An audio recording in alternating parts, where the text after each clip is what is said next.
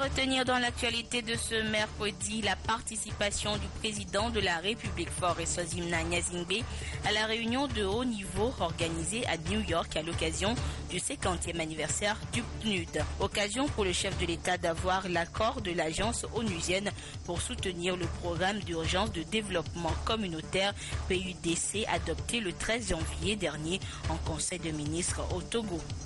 Démarrage de la campagne de vaccination contre la méningite dans les districts sanitaires de Dangpen, Bassar et de Mo.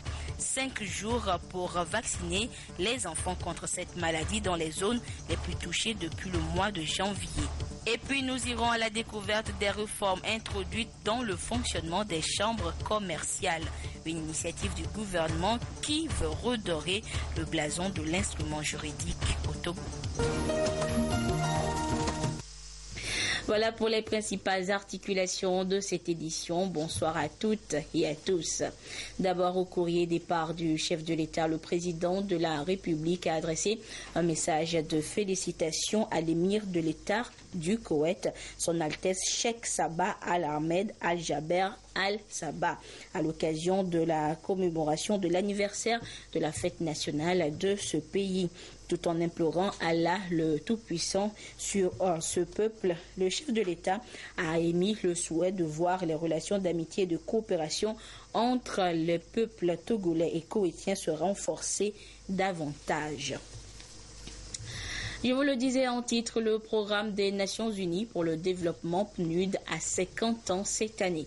Pour marquer ce jubilé d'or, l'agence organise une réunion de haut niveau ce mercredi à New York. Réunion à laquelle prend part le président de la République Faure Essozimna Gnazingbe, arrivé hier dans la capitale américaine. Et dès hier déjà, la patronne du PNUD a donné l'accord de son institution pour l'appui du PUDC, Programme d'urgence de développement communautaire dans notre pays. Des précisions avec Prudence Zinsou.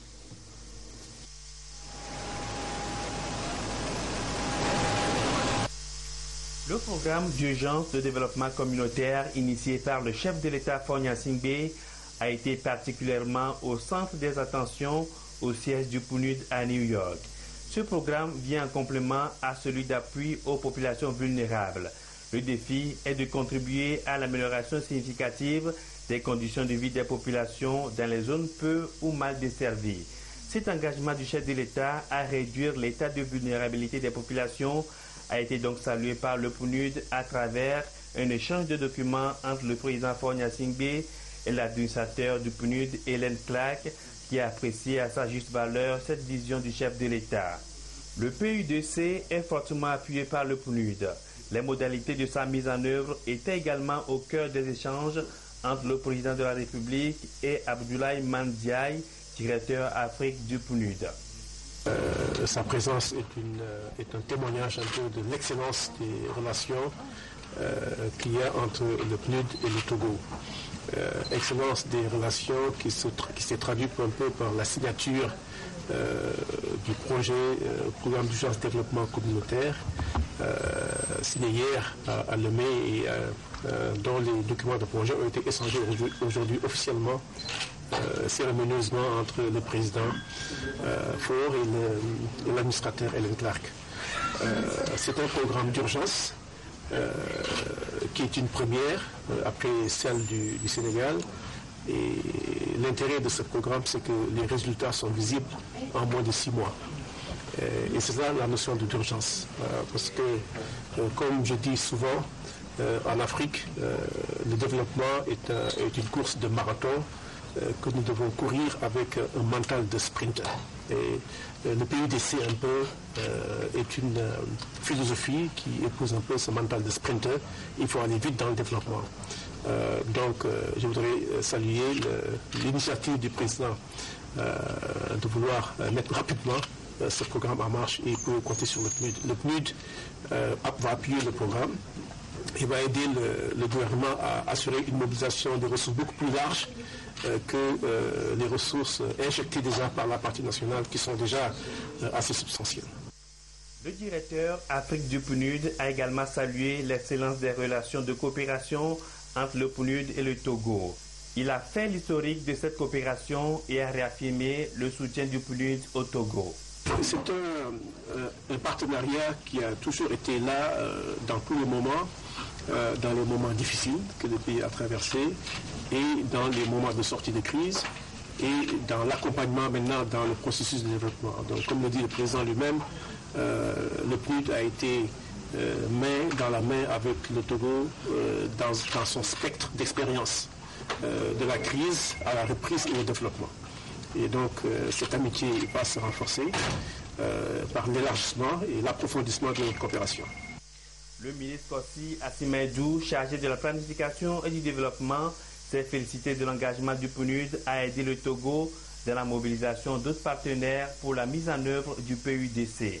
Nous attendons à rassurer le Togo de pouvoir mobiliser ses expertises à travers le monde, de pouvoir mobiliser aussi des ressources financières pour appuyer la mise en œuvre de ce programme.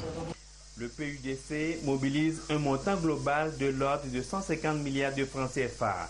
Au cours de cette année, le gouvernement se dit prêt à mettre un peu plus de 20 milliards de francs CFA et le PNUD entend mobiliser d'importantes ressources pour sa réussite.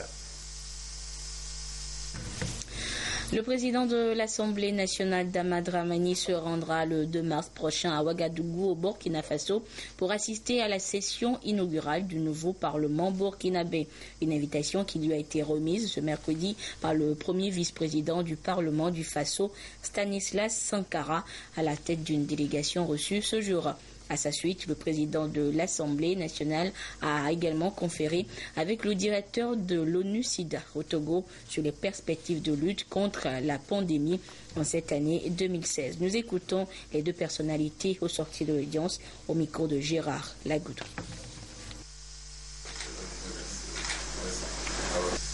Et quand vous voyez une délégation à ce niveau du Parlement du Burkina Faso, conduite par le premier vice-président de l'Assemblée nationale, mais avec des présidents qui représentent les différents groupes parlementaires, aussi bien de l'opposition que de la majorité, c'est pour dire que nous sommes venus, dans un premier temps, féliciter l'Assemblée nationale du Togo pour tout le travail qui est en train de se faire dans la sous-région pour l'intégration. Deuxièmement, nous sommes venus exprimer à son Excellence, Monsieur le Président de l'Assemblée nationale du Togo, les mots d'amitié, de fraternité de son Excellence, Monsieur le Président du Faso, Monsieur Rochmark Christian Kaboré, qui a été élu récemment, qui est en train d'asseoir les institutions de la République, et nous sommes venus également exprimer à son Excellence, Monsieur le Président de l'Assemblée nationale de la République sœur du Togo, les mots d'amitié de son Excellence, son homologue, le docteur Salif Diallo, président de l'Assemblée nationale du Burkina Faso. Nous allons, après l'insurrection que toute l'Afrique a suivie, après la résistance active que nous avons menée au Burkina Faso, pour la première fois, après tous ces événements-là, ouvrir une nouvelle ère avec une nouvelle Assemblée nationale et la séance inaugurale est prévue pour le 2 mars prochain. À cet effet, il a plu au président de l'Assemblée nationale du Burkina Faso d'adresser une invitation fraternelle à son homologue que nous sommes venus réitérer et nous avons également obtenu du président de l'Assemblée nationale du Togo les assurances de ce que effectivement il fera ce déplacement à Ouagadougou, s'il plaît à Dieu, dans les jours qui viennent, pour nous soutenir et participer justement à cette session inaugurale.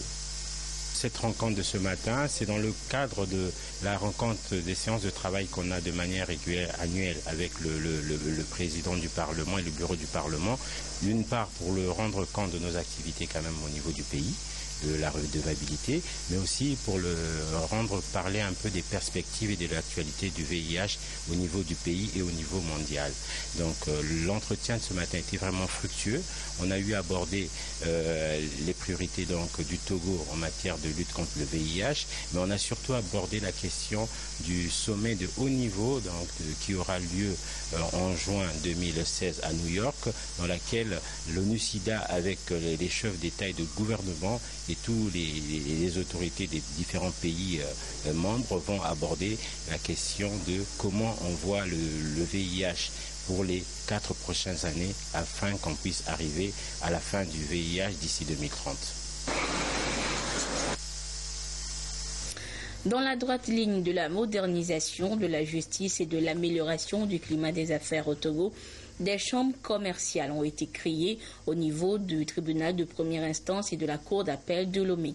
Celles-ci ont été dotées d'une plateforme informatisée qui permet d'accélérer les procédures et régler des contentieux commerciaux en un temps record.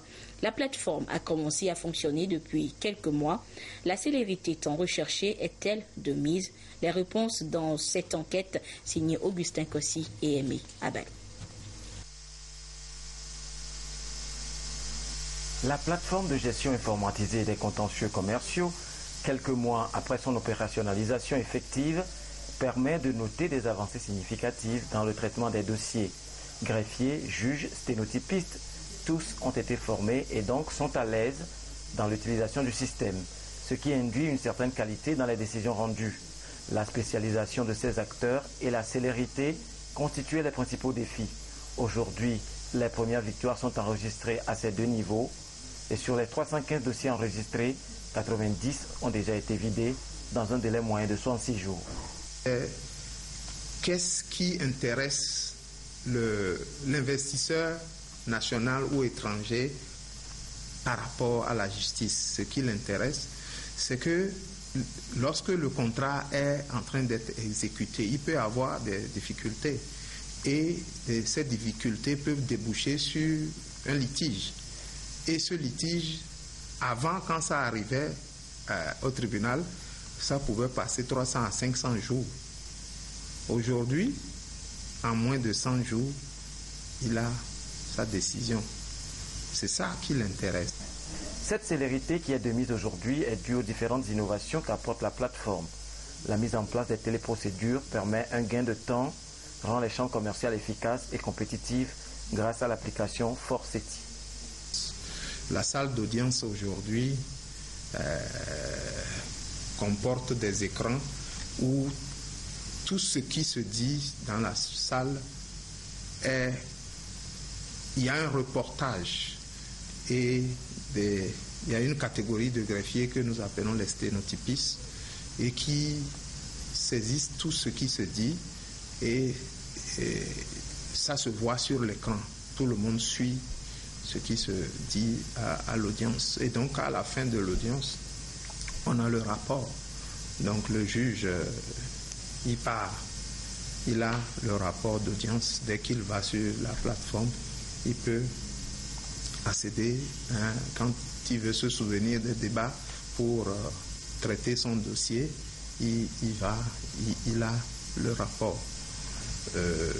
Il y a aussi cette innovation que avant, le greffier audiencier prenait note aussi de ce qui se disait, les renvois, il les marquait sur les dossiers et à la fin, il fait le traitement. Aujourd'hui, il peut le faire à l'audience.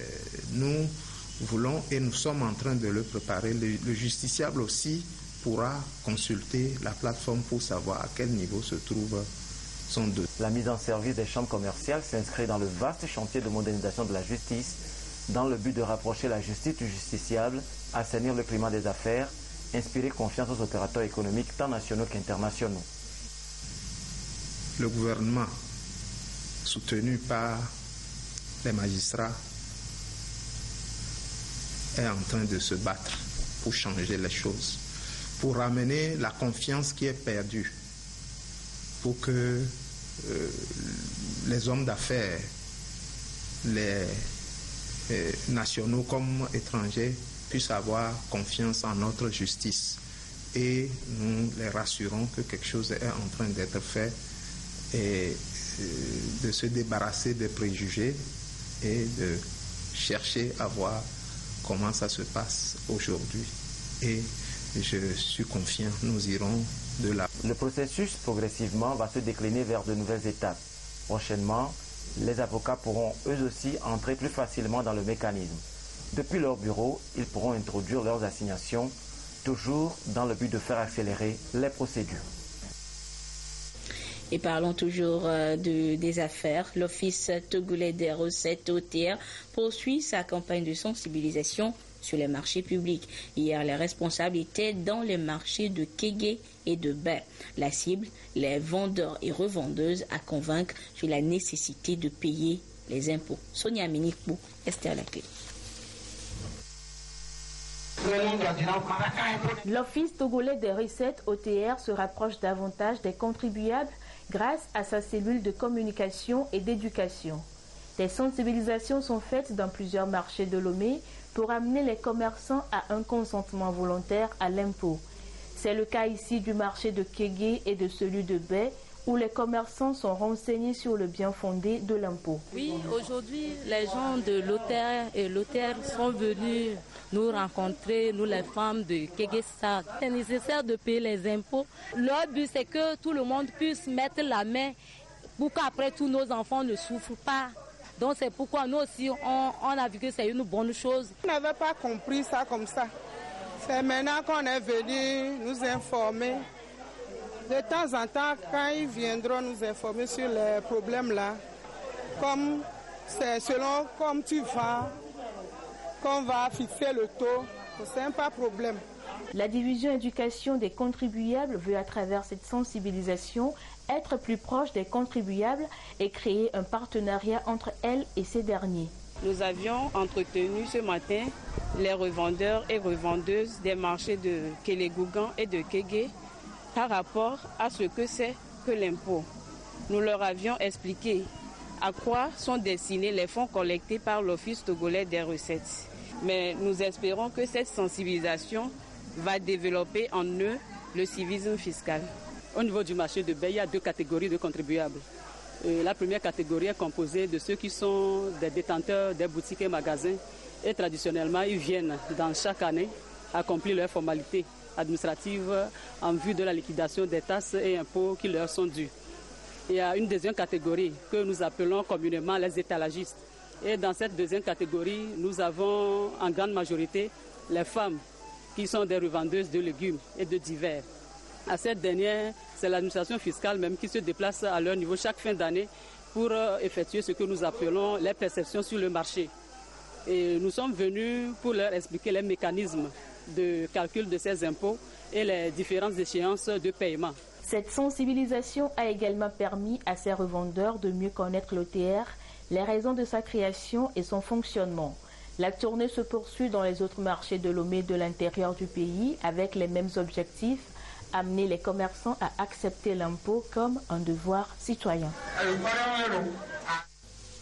La libre circulation des personnes et des biens, des tests juridiques régissent ce mouvement et les camionneurs à Saint-Cassé sont sensibilisés sur les tests dans le corridor régional. Les précisions avec Désiré Aloï depuis Dapan. 40 ans après, le chemin de la libéralisation des échanges de la CEDEAO-SLEC présente encore de modestes résultats de l'intégration des marchés. Le déficit de formation et le renforcement des capacités des acteurs débouchant sur la création d'une masse critique constituent l'une des explications majeures de l'ineffectivité des instruments de la CEDEAO dédiés à la promotion de l'intégration régionale, à la libre circulation de personnes et de biens. Une cible très importante pour redynamiser ce projet d'intégration. Les camionneurs, ceux-ci une fois outillés sur la réglementation de la circulation routière, la base à la charge à l'essieu et autres fera tache d'huile. Anda Kassid et Gared renforcent alors leur capacité.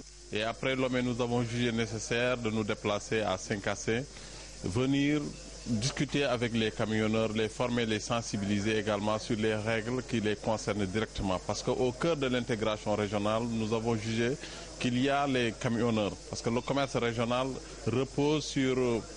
On passe par la voie terrestre et qui dit commerce régional dit incontestablement camionneur. C'est la raison pour laquelle nous sommes ici à Saint-Cassé, qui est également une zone qui vit l'intégration, vit sa position géographique. Nous allons les outiller sur ces différents textes et aussi recueillir en retour leurs préoccupations que nous pourrons remonter vers les autorités et pour voir comment nous allons faire pour fluidifier la libre circulation des personnes et des biens au sein de l'espace CEDEAO pour une réelle intégration. C'est donc dans le cadre de la plateforme des organisations de la société civile de l'Afrique de l'Ouest, POSCAO, que cette formation se tient. Les camionneurs circulant sur le corridor régional Togo-Burkina Faso, désormais outillés sur les différents protocoles et décisions relatives à la circulation de personnes et de biens, favorisera de nouvelles perspectives pour une meilleure intégration. Et à chaque fois que nous arrivons, on ne sait pas ce qui se fait. Mais l'atelier nous a permis de connaître que franchement, il y a certaines règles au niveau des frontières et surtout au pont bascule que maintenant vraiment on pouvait même communiquer à nos amis. Maintenant nous sommes outillés, nous sommes responsables pour pouvoir sensibiliser à tout le monde pour le problème du pont bascule et pour le problème de la libre circulation. Ces camionneurs imbibés de nouvelles connaissances ont le devoir de servir de relais dans la masse en informant et sensibilisant alors leurs collègues sur les principaux instruments juridiques régissant le commerce intrarégional. Et ces camionneurs et bien d'autres pères propriétaires de véhicules à 2 ou 4 roues sont concernés par la campagne de réglage des phares. L'opération vient de démarrer et vous avez 2 mois pour vous conformer aux normes requises. Les précisions avec Augustin Kossi. La moitié des accidents mortels a lieu entre 19h et 20h. En cause, un mauvais réglage des phares quand ils fonctionnent. Au-delà de 30 mètres pour le code phare et 100 mètres pour le feu de route la nuit, les risques d'éblouir ou d'entraver la visibilité des autres usagers, source d'accidents, sont plus que réels. Voilà ce qui motive cette campagne de réglage de phare de l'association Prévention routière togolaise. Les véhicules seront inspectés, la signalisation vérifiée et les feux défectueux devront être impérativement remplacés. Ici, sur l'esplanade du Palais des Congrès de Lomé, Aubin et Kodjo font partie des tout premiers à se soumettre à cette exigence sécuritaire à ce premier jour de l'opération 2016. Régler les phares, c'est d'abord se faire du bien. Et faire du bien à celui-là qui est en face de toi, peut-être qu'il ne te voit même pas. Donc il faut respecter les consignes sécuritaires en matière de code de la route. Prendre 5 minutes et venir s'arrêter. Régler ces phares, 1000 francs et vous partez. Je crois qu'il n'y a pas plus intéressant que ça. La nuit, quand tu conduis et les phares ne sont pas en bon état, ça peut causer des accidents. Et s'il y a l'accident, tu es dedans et tu as la vie de l'autre là aussi concernée. C'est pourquoi j'aimerais faire les réglages tant qu'ils ont lancé leur campagne. Tout débute par le contrôle des feux arrière. Puis, le véhicule est placé à 50 cm de l'appareil de réglage. Et lorsque tout est prêt et que le système de signalisation de l'automobile ne comporte aucun risque, une vignette de l'année en cours est apposée sur la pare-brise pour 1 an. Vous envoyez la voiture sur l'appareil, le régloscope. Le régloscope est placé à 50 cm du véhicule et vous voyez la lumière est projetée dans le régloscope. Et avec le vis, on règle. Si le phare est trop haut, on descend. Si c'est trop bas aussi, on le met à 30 mètres. Le code reste à 30 mètres et le phare à 100 mètres. Selon l'association Prévention routière togolaise, les accidents les plus graves surviennent généralement les nuits et sont dus au mauvais état des feux de signalisation la plupart des cas. On a constaté que la nuit, entre 19h et 20h, il y a plus d'accidents que pendant le jour. Lorsque tes feux sont bien réglés et l'autre aussi a ses phares bien réglés, vous pouvez voir bien les bords des chaussées et vous allez rouler en toute sécurité. Cette opération se déroule sur 3 points. Donc on a un point qui est derrière le palais des congrès face à l'ancienne CPP. Nous avons un second point à la station des centres GTA Et le troisième point dans la direction des transports routiers et ferroviaires. L'opération ne dure que 2 mois et concerne toutes les catégories de véhicules de même que les motos. Elle s'étendra progressivement aux autres régions du pays. Prévention routière togolaise en guerre contre les inconduites sur les routes depuis des années prône beaucoup plus de prudence et de vigilance pour une route sans accident au Togo. Direction maintenant l'Amérique du Sud, où le Brésil continue de faire face à l'épidémie du virus Zika. Et après avoir lancé un cri d'alarme, l'Organisation mondiale de la santé se veut désormais plus rassurante. Regardez. Le Brésil revient de loin. Jusqu'ici très alarmiste, l'OMS change de discours et salue les efforts déployés par le gouvernement pour éradiquer le virus Zika. Je pense que le Brésil a un bon plan de travail pour cibler le moustique, vecteur de l'épidémie. Et je suis sûre que les touristes qui viennent pour les Jeux Olympiques, les spectateurs et les athlètes bénéficieront de toute la protection nécessaire. Le gouvernement peut le faire. Pays le plus touché avec 1,5 million de cas depuis 2015, le Brésil est en guerre contre Zika. 220 000 soldats ont été déployés dans tout le pays. Au menu de l'opération baptisée Zika Zéro, du porte-à-porte et la fumigation des foyers. À moins de 6 mois du coup d'envoi des JO, l'enjeu est de taille. L'épidémie de Zika ne compromet pas les Jeux Olympiques. Nous arriverons à détruire considérablement ce moustique. Cette contamination est surtout un gros problème pour les femmes enceintes, pour celles qui sont en début de grossesse. La course au vaccin est d'ailleurs lancée. Une quinzaine de laboratoires planchent sur le sujet et les premiers essais cliniques pourraient avoir lieu d'ici 1 an. En attendant, en Amérique latine, la lutte contre l'épidémie est loin d'être terminée. Rien que cette année, l'OMS s'attend à près de 3 à 4 millions de cas sur le continent. Autre épidémie, mais cette fois au Togo, il s'agit de la méningite. Et la campagne de vaccination contre la maladie a donc officiellement démarré ce mercredi dans les districts sanitaires de Dangpen, Bassar et de Mo, des zones les plus touchées depuis le mois de janvier par cette épidémie. Une opération de vaccination qui va durer 5 jours. L'ambiance du premier jour ce mercredi avec la correspondance de Nestor Mouzon. L'opération a commencé.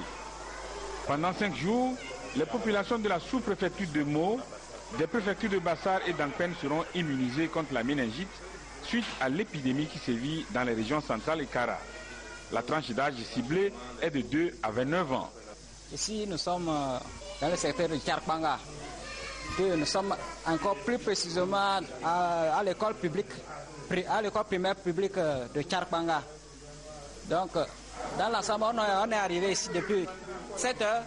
Donc, on vient tout juste de terminer avec les élèves. Et juste après ça, après un petit repos, on va attaquer la population vers les marchés et autres. On a eu des équipes. Il y a une équipe au CG. Il y a une équipe à l'école primaire groupe B. Il y a une équipe groupe A. Et il y a aussi une équipe à Kuida, Tchétchékou et Morose. À notre niveau, la vaccination, ça se passe bien. On a tout nécessaire.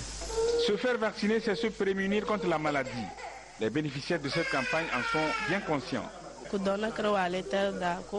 Il y a une maladie qui a fait son apparition ces derniers temps. Elle entraîne la raideur de la nuque, elle tue même. C'est pour cela que nous sommes venus nous faire vacciner. Je suis venu pour vacciner mon enfant parce que la maladie là à Bassar, ça rage beaucoup des enfants ici. Donc nous sommes fiers que le gouvernement est venu pour nous aider. On remercie le président Fort Issozmna d'avoir nous aidés. Le gouvernement et ses partenaires ont sonné la mobilisation pour que la campagne soit une réussite. Aux yeux des superviseurs, ce début est de bon augure. Nous faisons le constat que la vaccination se déroule comme prévu. Les agents vaccinateurs, les agents superviseurs sont à leur poste, ont le matériel et les vaccins pour pouvoir réaliser la vaccination et la population est également au rendez-vous. Ce qui veut dire que la mobilisation sociale et la sensibilisation qui ont été faites ont porté leurs fruits. C'est un vaccin quadrivalent, donc qui couvre les 4 souches possibles de méningocoque et qui couvre particulièrement donc la souche W135.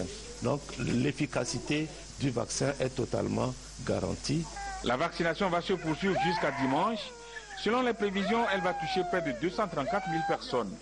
Des dispositions sont en train d'être prises pour que dans les semaines à venir, d'autres opérations de vaccination soient menées dans d'autres localités. L'ambassade de la République populaire de Chine au Togo vient de mettre à la disposition de la télévision togolaise du matériel informatique. Un geste qui vient aider la chaîne mère à améliorer davantage sa production audiovisuelle. La remise du matériel a eu lieu cet après-midi dans les locaux de la TVT. Sylvain Abdo. Ce lot de matériel informatique est offert à la télévision togolaise par l'ambassade de Chine au Togo. Il vient combler un tant soit peu les besoins en équipement et permettre ainsi à la TVT d'améliorer ses prestations. Nous apprécions à sa juste valeur ce matériel que l'ambassade de la République populaire de Chine vient de mettre à notre disposition. C'est vrai que nous en avons grandement besoin et ceci va nous permettre de renforcer nos unités de montage et tout cela pour le bien de la télévision togolaise. Et nous profitons de cette occasion pour remercier les responsables chinois qui sont avec nous, et surtout son Excellence Monsieur l'ambassadeur, et nous leur disons tout simplement que nous allons faire bon usage de ce matériel qu'ils viennent de mettre à notre disposition.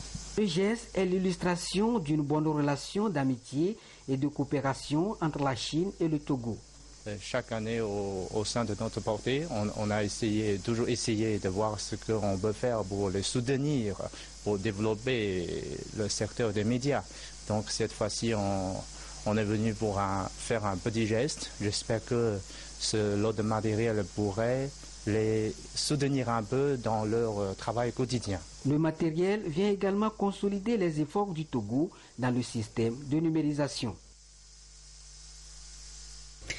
Voilà, c'est sur cette bonne nouvelle pour la télévision togolaise que se referme cette édition. Merci à vous qui l'avez suivi un peu partout grâce donc à la chaîne mère. Notez qu'à 21h, vous serez en compagnie de Nadège Nyanya et de Aimé Abalo pour votre magazine hebdomadaire Le Contribuable. Votre rendez-vous littéraire, ce sera à partir de 21h30 et c'est avec Gerson Dovo. Au menu, le roman d'une extrémité à l'autre, une œuvre qui raconte les injustices sociales dont Cobra est victime. Et à 22h30, Edem Sousoupa vous retrouve pour la dernière édition du journal. Excellente suite de nos programmes. Au revoir.